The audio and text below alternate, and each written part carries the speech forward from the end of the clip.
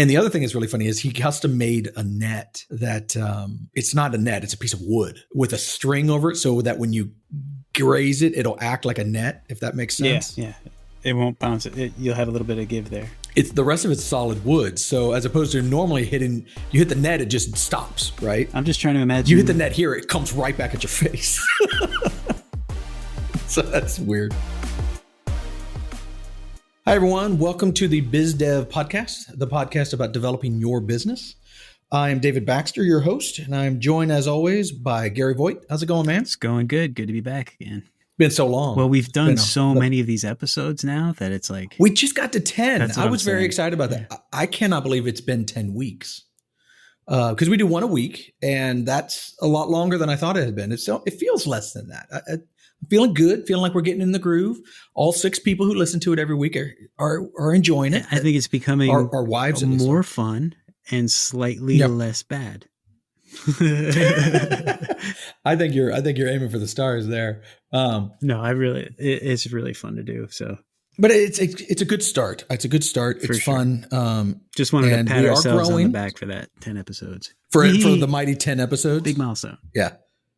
Big milestone. It's funny. We use Buzzsprout to publish this thing, and they are very good. I get emails and they say, hey, you had 20 people listen to your podcast. You've had 50 people. And I'm like, I know these numbers are tiny, but they still make you feel really good. Especially when the email comes with like a nice, like celebratory trophy with confetti behind it and a gold medal. Like you're like, done something. That's awesome.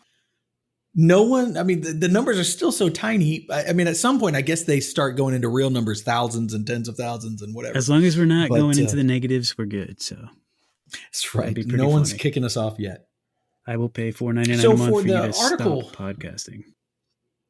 Well, at some point, you're so bad they just kick you off. Apple says you do not meet our requirements.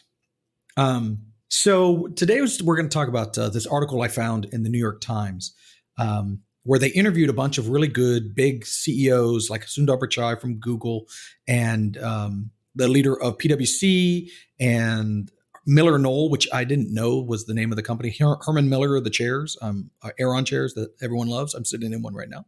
And all these people, and they were talking about, hey, what do you think about the future of the office? Now the pandemic has happened. Now that remote work is a thing, what do you see this as the future? So I thought this was really an interesting point, and I thought it was worth talking about. Yeah, some of it, I read through it, and some of it seemed a little predictable. Some of it seemed like, yeah, that makes sense. But I was a little caught off guard by some, I guess the guy who runs is it a hedge fund or is it just a financial institution in Chicago? PwC, that is a big old consulting firm. It's a consulting firm. Okay. Yeah. His opinions, while valid, and he made some decent points, but yeah, I wasn't expecting to read that from him. He believes everybody should be back in the office, and he believes that the only way for younger employees to actually climb the ladder and get better at their job is through interacting with older, more experienced employees, meeting people face to face, shaking hands, talking about work in the lunchroom, being there on a set schedule. Like it was really buttoned up 9 to 5 kind of, I guess, what I would consider an old school mentality of going to the office every day type work. Well, see, I thought that was to me the meat and potatoes from my perspective, because everyone's talking about, hey, remote work is the king. I don't want to come to the office anymore. And I understand that. And in full disclosure, Big Pixel is all US based workers, but we are been remote for years. We have not been together. I haven't met half of the people who work for me, just because of the nature of our work. So we dealt with these problems. The industry can also dictate if that's necessary or not.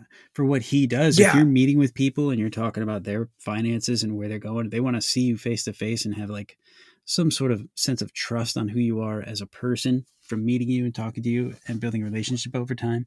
That makes total sense. Yeah. So in that situation, it's completely valid. In our world, I originally, in my head, when I started the company in 2013, I had the idea that I was going to have an office with a room full of devs, and it was going to be awesome. And for lots of different reasons in our history, that did not work out. And we ended up using a lot of contractors, and then we hired most of those contractors. And so I had to deal with this. The questions everyone's asking now because of the pandemic, I was asking 5 years ago. And so I struggled with the exact same thing: is how do you build a culture here? How do people really relate here when everybody is remote? Now, this was before Zoom was really usable. I mean, we had a ton of ones that were all very bad. This was probably Zoom was like the email and GoToMeeting phase of remote work. Yes, you had GoToMeeting, you had WebEx, you had all those, and they functioned, but they were not nearly as easy as Zoom and the generation we have now. And what I thought was really interesting, though, and you nailed it, the guy from Price Waterhouse, I think he's 100% right that a young person. So if I'm 40 years old, I've been doing my job for 15 years, or 30 years old, and I've been doing it for 5 or 10 years. I know how to do my job, right? And I can do that isolated in my home office or whatever. But if I'm 23 and I'm straight out of school, I have no idea how to work. Not really. And I think you taking that purely, I think you're going to really hurt that person's ability to grow as a worker, as a manager, especially if they never get face to face with someone. Like that fresh generation right out of school that's coming out in this pandemic, I think they're going to be adversely affected in their careers compared to, I'm 40 and this remote thing is fine. Yeah.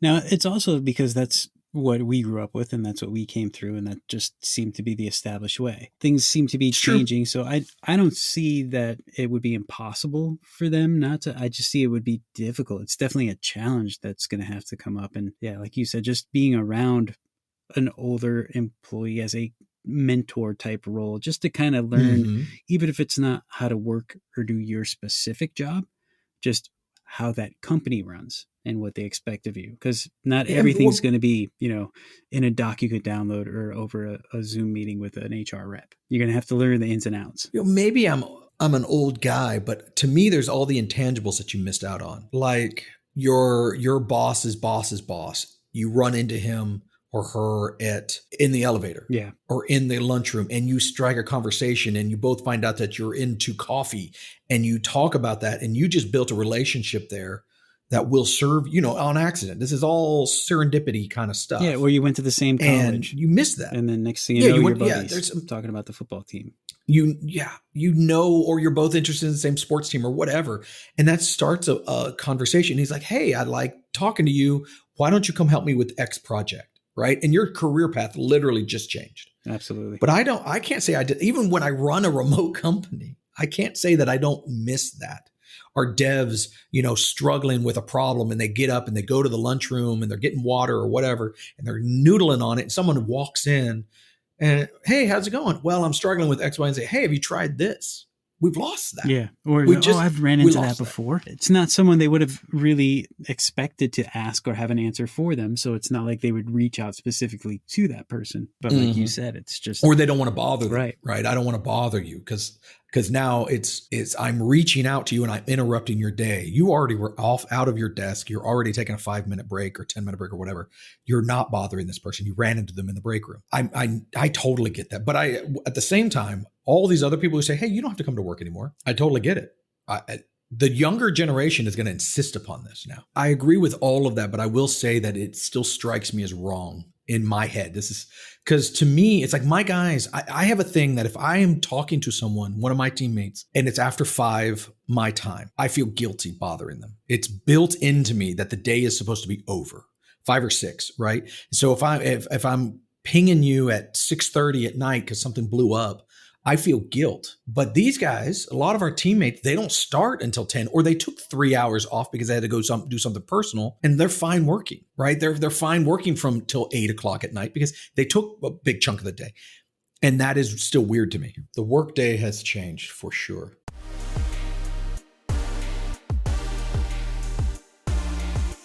So last week we mentioned the concept that I talk about a lot with my clients and stuff called the slog. And I wanted to dive into that a little deeper because I think it's an important subject, and almost every business owner at some point in their career has gone through it. What is the slog? Well done. So the slog is, the word literally means to work hard. But in my context, when I say it's time to go through the slog, it is the time of a startup's life. It's early on, but it can be a very long period of time where the fun, exciting stuff is over.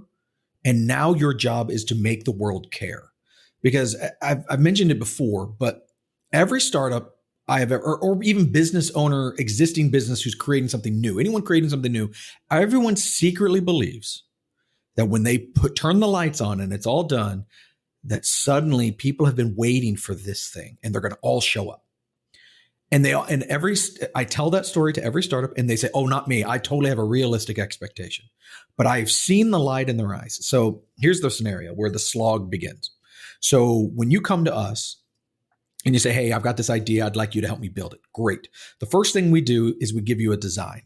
And boy, the client just lights up, right? I can see for the first time, I can see my ideas in front of me. The visions in my head and it's gorgeous, being brought to life. They're being brought to life. That's right. And they're all excited. I mean, they are on cloud nine. The world, it couldn't be better. And then we start building and we start deploying and weeks go by and we're building and building and they're excited because they're seeing their dreams come alive. The building is being built and then we're finished and we've got everything up and we go live and boy, they're excited. The bells are ringing in their head and they're just beside themselves, giddy like a 5-year-old on Christmas. Nothing. And then no one cares. And that's right. And everyone, and even the ones who say, oh yeah, I'm totally realistic about this.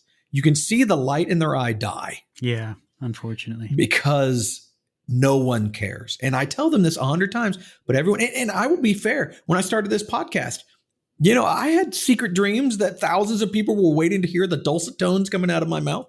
No one cared, right? No one cared. And that's fine. But the slog is where startups go to die. And this is what I try to tell everybody about because I want you to know it's coming. I'm a very big believer is I want you to go through life with your eyes wide open. You can, know that you're about to do something hard. Know that you're about to do something stupid. That's fine. It's your call. You're an adult. But just know that it's coming, right? The slog is that thing. So when everyone is done and no one cares and you're not making any money and your visits to your site are single digits, maybe double if you're exciting, have an exciting day. Your job is to keep going and to keep pushing and to keep making those phone calls. When everybody says, no, I'm not interested. When everybody is just annoyed with you, this is what the slog is. So in essence, and it can last for years. Well, it might seem like since this thing is done being built and it's there, it's living, you might consider that, okay, so we're at the end stage of this, everything is done. Where actually that's basically the time where you have to start and you have to start getting that, I guess, information out to the people that need to hear it and somehow build an audience or build some sort of. I want to back up with that because it's important. What I tell everybody, and this, so many startups do this wrong, including our clients, much to my chagrin. When they say it's time for me to start building this, I try to change the conversation and now it's time for you to market this. Look, I don't have anything to show. Yeah, that's not the point. Your job is to sell the idea to people. Get on podcasts, do whatever, build a list, a mailing list, whatever it takes. Get your name out there and start talking from day one. Because even when you have something to show, no one cares. Build the hype. Get that process going while we are building. Otherwise, you're literally starting from a dead stop. And you've spent all this money. Yeah.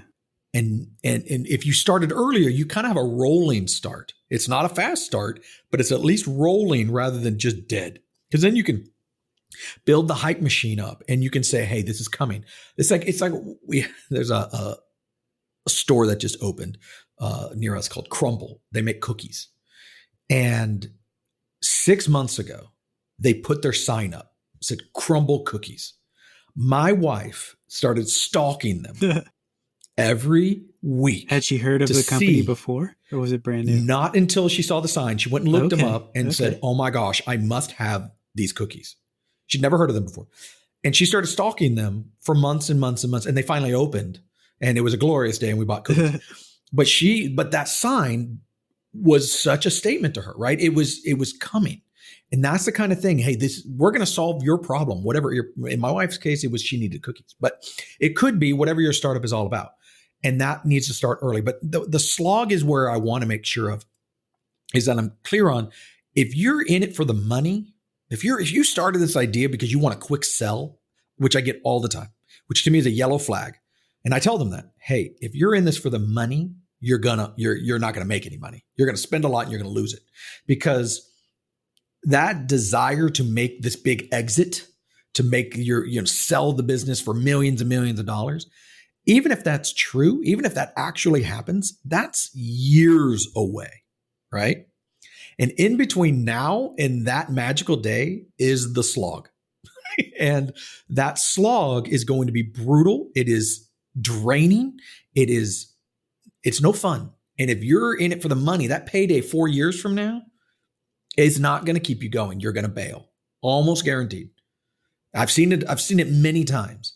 If you're in it for the passion because you want to solve this problem, because you love what you do, the slog is still hard, but you're going to get through it. You're going to push through it. If you're enjoying what you're doing, you're going to keep going. That's the nugget I want to get across. So I can consider this the same story that most startups who are successful and do end up maybe selling their business down the line, kind of similar backstory where they're all just passionate about solving that problem, getting it out into the world, and trying to affect as many people as possible in a positive way, not in it for the quick fix.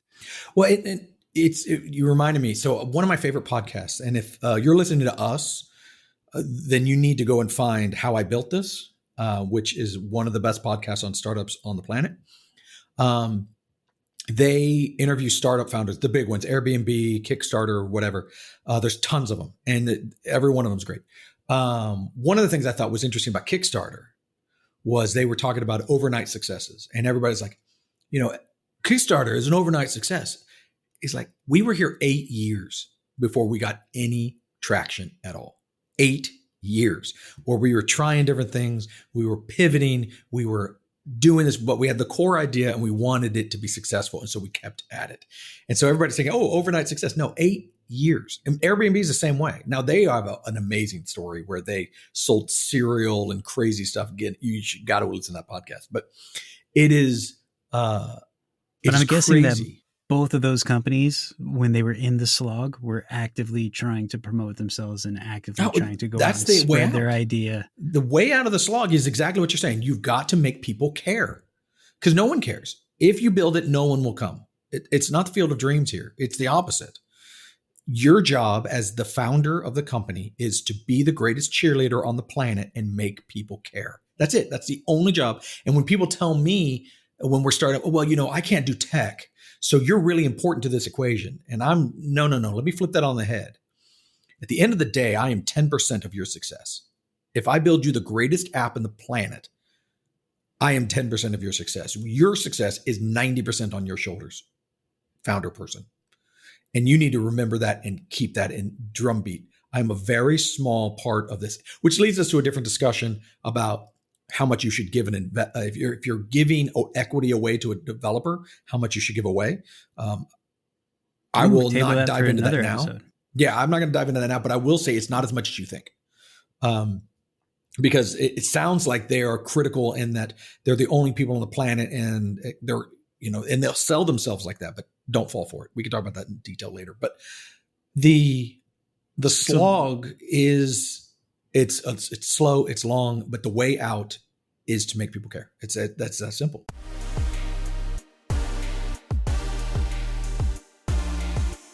So now we're going to move into the metaverse and take a trip. I know you probably didn't think it was available for everybody yet, but if you go on YouTube, you can see Iceland has made it available to everybody. It's not the metaverse though. What is it? It's the Icelandverse. I loved this. Okay, so if you haven't seen this video, which we'll put in the show notes because you probably haven't, it is beautiful and perfectly done. That dude looks just like Mark Zuckerberg. He nailed the creepy factor that we talked about in previous weeks.